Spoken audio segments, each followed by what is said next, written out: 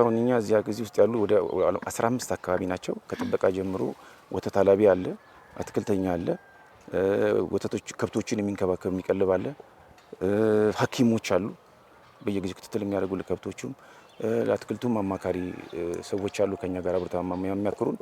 በዚህ መንገድ በተሻለ መንገድ እየሰራን ያለ ነው።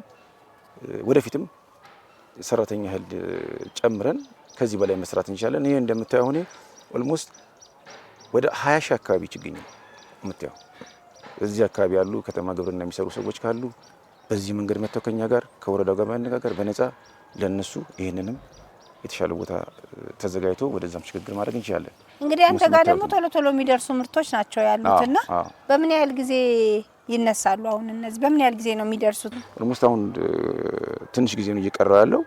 አሁን ይሄ 3ኛው ወር እንኳን አልደረሰም። 3 ወር አልሞላው። 15 ቀን አካባቢ ነው ያንዳንዳቸው እድሜያቸው ይታወቃልና 15 ቀን አካባቢ ነው።